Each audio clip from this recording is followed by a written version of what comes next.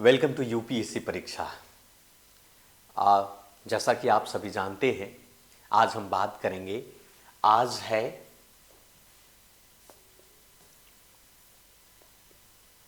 20 दिसंबर और 20 दिसंबर में जो हम चर्चा करने जा रहे हैं स्पेशली और इंटरनल खास करके 3 4 5 मोस्ट इंपॉर्टेंट न्यूज होता है जो आपके एग्जाम के लिए, और उन सभी को हम लोग चर्चा करेंगे, हम बात करेंगे। सबसे पहला अगर हम बात करते हैं, ध्यान से अंतिम तक आप बने रहिएगा क्योंकि यूपीएससी के पॉइंट ऑफ व्यू से ये न्यूज बहुत इंपॉर्टेंट है। ठीक है, तो अंतिम तक बने रहना है। अगर नए हैं तो इस चैनल को सब्सक्राइब करो, ठीक है, और बेल आइकन को प्रेस कीजिए। चलिए बात करते हैं सबसे पहले फर्स्ट ऑफ ऑल दैट में अगर यहां पर हम बात करें तो फर्स्ट न्यूज की बात करें तो कहता है कि प्रीलिम्स के फैक्ट है एक तरीके का। Hema panel report, high court expands to nodal officers as a mandate. अब हेमा रिपोर्ट के बारे में ये चर्चा की जा रही है। हेमा रिपोर्ट, अब आपको समझना होगा कि हेमा पैनल रिपोर्ट क्या है, हाईकोर्ट का क्या आपका इस पर ऑफिसर्स मैंडेट के बारे में केरल हाईकोर्ट ने क्या कहा। अगर हम बात करेंगे कि केरल हाईकोर्ट ने हाल फिलहाल में सेक्सुअल हरासमेंट से संबंधित वर्डिक, आपको पता होगा कि मलयालम फिल्म इंडस्ट्री और फिल्म इंडस्ट्री में ज्यादातर इस तरीके के बहुत सारे फेवरिज्म देखने को मिलता है। तो कहानी यहां पर है, पहला तो आपको यही है हेमा पैनल से रिलेटेड। दूसरा है आपको पेज नंबर 3 पर जाएंगे तो स्पोर्ट बिल्ड पेलिकन से रिलेटेड। विंटर का समय आ चुका है और विंटर के समय बहुत सारे माइग्रेटिव बर्ड्स जो है, साइबेरियंस बर्ड्स जो है साइबेरिया से भारत की तरफ आते हैं। और पेज नंबर 7 पर जो है वो सोशल जस्टिस से रिलेटेड है, disability and queer health in medical education India other. और फोर्थ की बात करेंगे देश पेज नंबर 10 पर पॉलिटिकल क्राइसिस साउथ कोरिया में। साउथ कोरिया के पॉलिटिकल क्राइसिस के बारे में आप सभी जानते होंगे। तो ये मोस्ट इंपॉर्टेंट थिंग जो है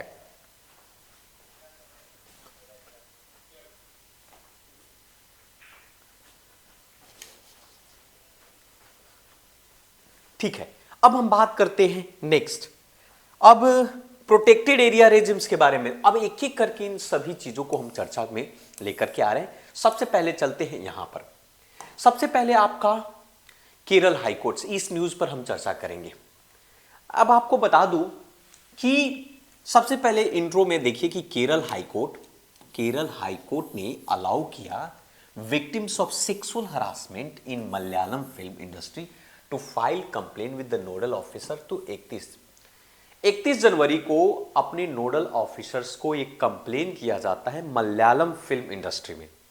मलयालम फिल्म इंडस्ट्री में सेक्सुअल हरासमेंट से संबंधित, सेक्सुअल हरासमेंट विक्टिम्स के बेसिस के आधार पर। तो अब यहां पर आप देखोगे कि बहुत सारे ऐसे, आप विशाखा गाइडलाइन के बारे में आप जानते हैं, आप जानते होंगे इन सभी चीजों के आधार पर। तो क्या हुआ कि एक इस पर कमिटी बनाई गई, एक रिपोर्ट तैयार किया गया जिसको बोलते हेमा कमिटी रिपोर्ट। अब इसके बारे में है कि दरअसल इस तरीके के बहुत सारे केसेस देखने को मिलता है। जैसे for example me too campaign चलाया गया था, सेक्सुअल हरासमेंट से संबंधित भारत सरकार ने कानून भी बनाया है जिसको विशाखा गाइडलाइन कहते हैं। और अगर हम बात करें कि जो फिल्म इंडस्ट्री है, खास करके फिल्म इंडस्ट्री में इस तरीके की घटनाएं घटती रहती है, तो इस घटनाओं को मद्देनजर रखते हुए ये क्या होता है कि उस मलयालम फिल्म इंडस्ट्री में जिस प्रकार के जो डिस्क्रिमिनेशंस हो रहे थे, उस डिस्क्रिमिनेशंस पर आधारित जो है एक कमेटी बनाई गई और उस कमेटी का रिपोर्ट तैयार किया गया।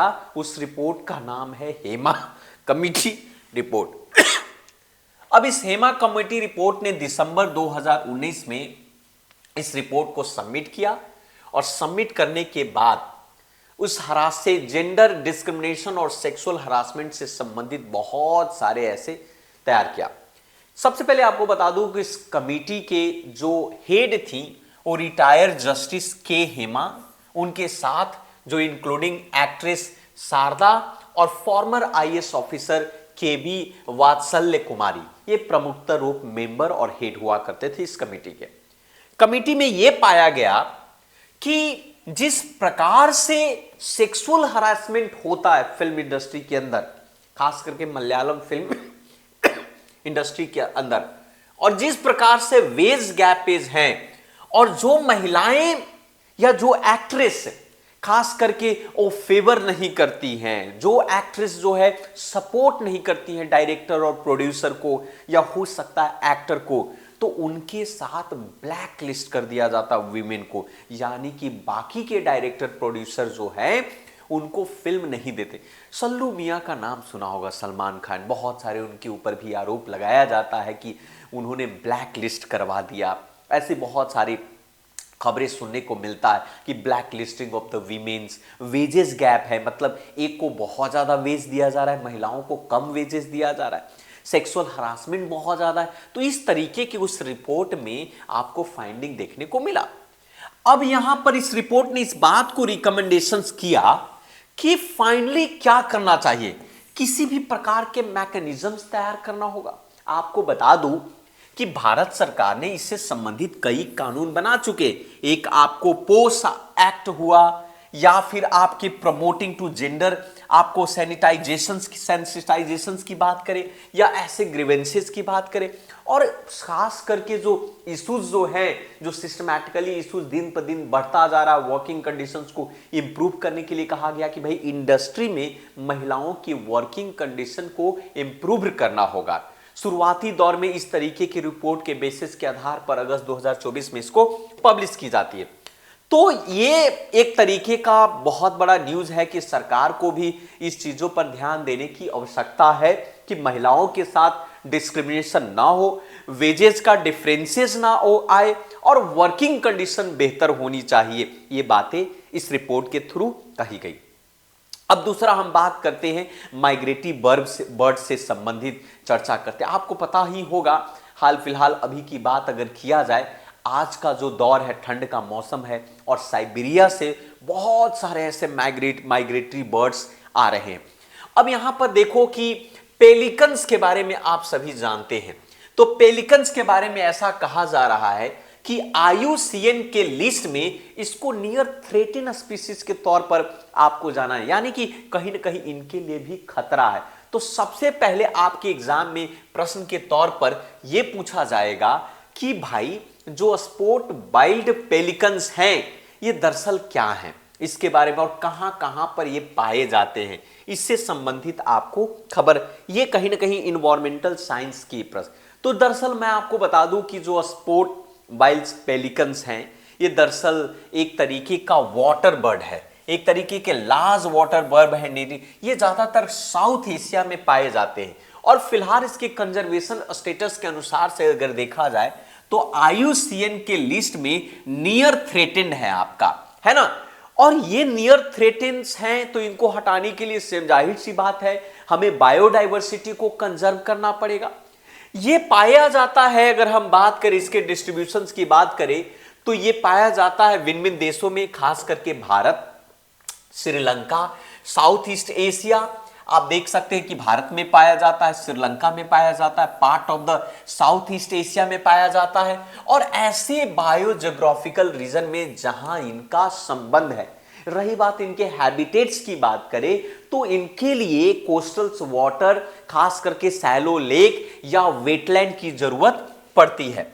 अगर इन थ्रेट से अगर आप बचाना चाहते हैं तो हैबिटेट लॉस से बचाना होगा। डिग्रेडेशन जिस प्रकार से हो रहा है, ह्यूमन का डिस्टर्बेंस बहुत ज्यादा है, जिसके कारण से दिन पर दिन ये स्पीसीज जो है इंडेंजर्स के कंडीशन में है, और इनको जो है वाइल्ड लाइफ प्रोटेक्शन एक्ट 1972 के अंडर में इनको रखना पड़ेगा, तभी जाकर के इनको बचाया जा सकता है। और सबसे बड़ी बात यह है कि हमारे इकोसिस्टम के फूड चेन में ये मोस्ट इंपॉर्टेंट माना जाता है। और खास करके मैं बता दूं कि रिसेंट न्यूज में यह भी कहा गया है कि pelican conservation breeding programme Cambodia में आपको शुरुआत इसकी की गई है। तो ये दो न्यूज मोस्ट इंपॉर्टेंट है।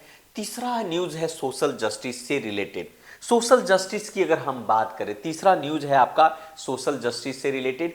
अब इसी सोशल जस्टिस में हम बात करेंगे कि सोशल जस्टिस में खास करके हम नेशनल मेडिकल कमीशंस के बारे में।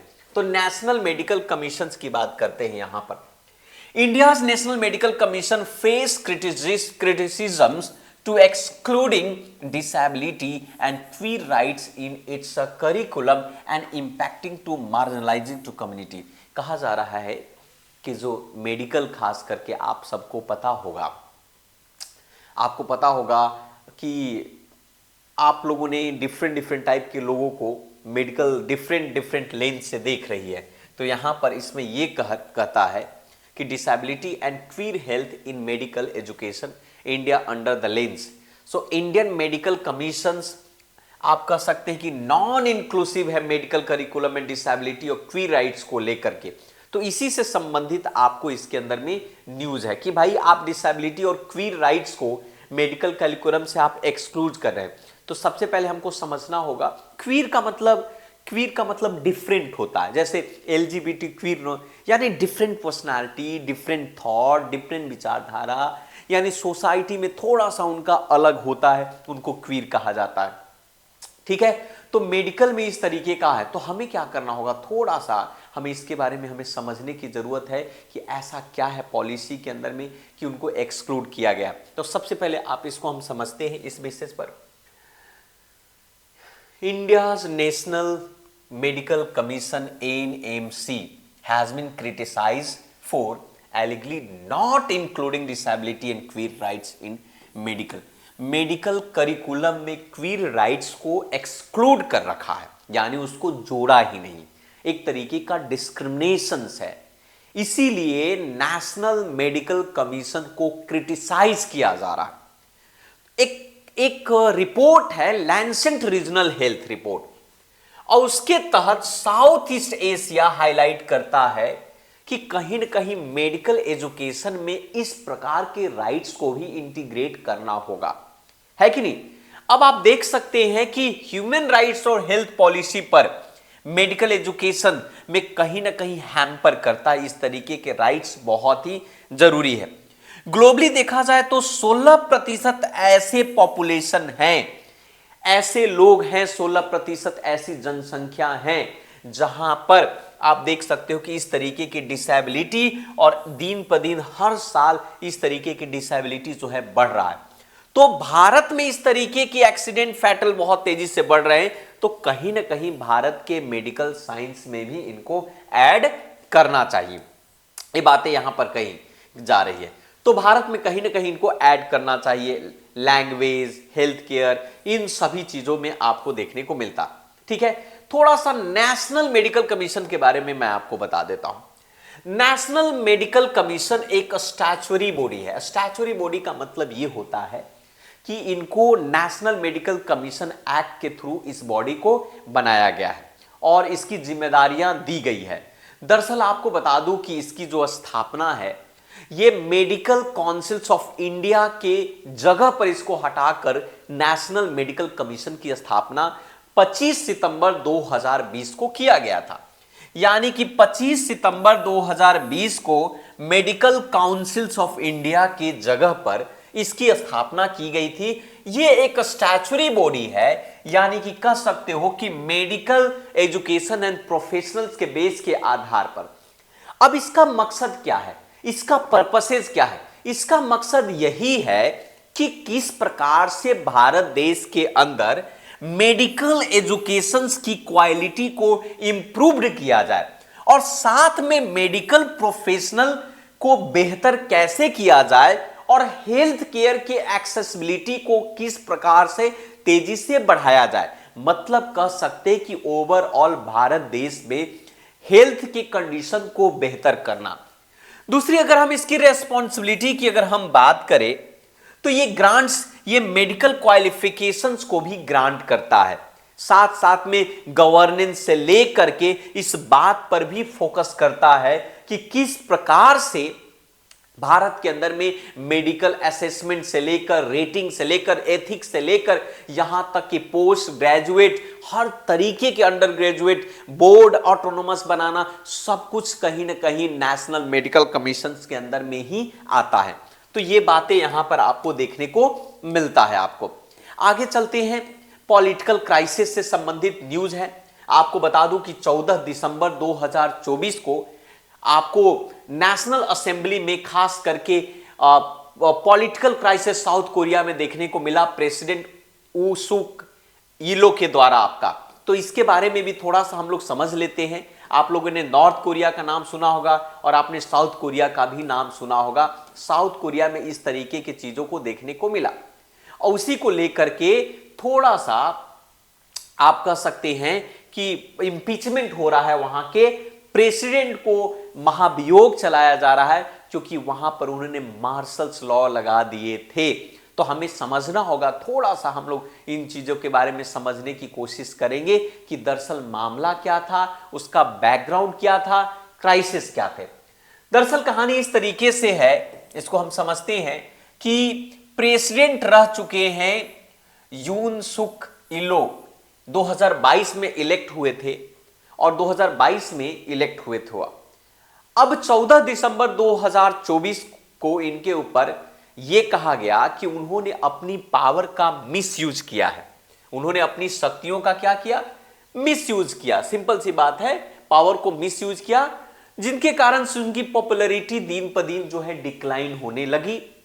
अब जो है कि उस पॉलिटिकल पोलराइजेशंस के बीच में अगर हम बात करें तो यह कहा जा रहा है फिलहाल कि उनको जो है उन पर इंपीचमेंट किया जाएगा। सिंपल सी बात है, उनको पर महाभियोग चलाए जाएंगे। अब क्राइसिस क्यों था भाई? दरअसल जो है उन्होंने डेमोक्रेटिक पार्टी के काफी क्लोज टू डेमोक्रेटिक पार्टी हैं, लेकिन जस्टिस मिनिस्टर जो है इन सभी के अपोज है। हालांकि इसके बारे में आपको बता दूं कि उन्होंने क्या किया था कि मार्शल्स लॉ डिक्लेयर किया था 3 दिसंबर 2024 को, मार्शल्स लॉ, जिसके उस मार्शल लॉ के बेस के आधार पर बहुत सारे ऑपोजिशन लीडर को अरेस्ट करवाया था और साथ में national assembly with in the hours में उसको रिप्लेस किया।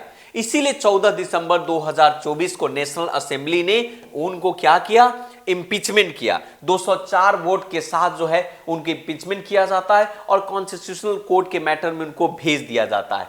तो ये हमारे एग्जाम के पॉइंट ऑफ व्यू से तो नहीं, पर पूछा जा सकता है साउथ कोरिया के पॉलिटिकल सिस्टम के बारे में कि साउथ कोरिया में Republic with the presidential system है, यूनिटरी स्टेट है आपका, 3 ब्रांचेस है गवर्नमेंट का, एग्जीक्यूटिव, लेजिस्लेटिव और जुडिशियरी। एग्जीक्यूटिव ब्रांचेस प्रेसिडेंट के द्वारा गवर्न किए जाते हैं, जो कि और साथ में प्रेसिडेंट जो है अपॉइंट करता है प्राइम मिनिस्टर और कैबिनेट को। लेजिस्लेटिव ब्रांच जो होता है यूनिकैमरल नेशनल असेंबली है वहां पर, जिसका नाम है गुखोई, 300 सदस्य हैं। जुडिशियल ब्रांचेज इंडिपेंडेंट है, सुप्रीम कोर्ट है वहां पर और constitutional court. Multi party system है, 2 मेजर पार्टियां वहां पर डोमिनेटेड है, लिबरल डेमोक्रेटिक पार्टी और conservative people power party. Election president serve as a single 5 year term रहता है आपका, और इस तरीके से वहां की डेमोक्रेसी देखने को मिलती है। तो ये बातें जो थी मोस्ट इंपॉर्टेंट, जिसकी चर्चा हम लोगों ने यहां पर किया। मैं आशा करता हूं कि आपको बहुत सारी बातें समझ में आ गई होगी। तो अगर समझ में आ गई है तो बेहतर होगा कि इसी प्रकार के वीडियो हम दूसरे दिन, हर दिन हम आपको लेकर आते हैं। एक दिन लेट होता है, इसलिए लेट होता है कि ताकि आपको क्वालिटी मिले, आपको अच्छा पीडीएफ मिले। अगर आपको पीडीएफ चाहिए तो आपको यूपीएससी परीक्षा के ऐप को डाउनलोड करना होगा और वहीं पर ये पीडीएफ और वीडियो दोनों मिलेंगे। और साथ साथ में आपको ये भी, इस बात में भी थोड़ी सी आग्रह मैं करता हूं कि आप इस चैनल को सब्सक्राइब करें अगर आप लोगों ने नहीं सब्सक्राइब किया है। बेल आइकन को प्रेस कर ले ताकि डेली बेसिस पर आपको नोटिफिकेशन मिल जाए, और लाइक कर दे। Thank you very much. आज के लिए इतना ही, बाकी मिलते हैं कल दूसरे वीडियो। धन्यवाद। जय हिंद, जय भारत।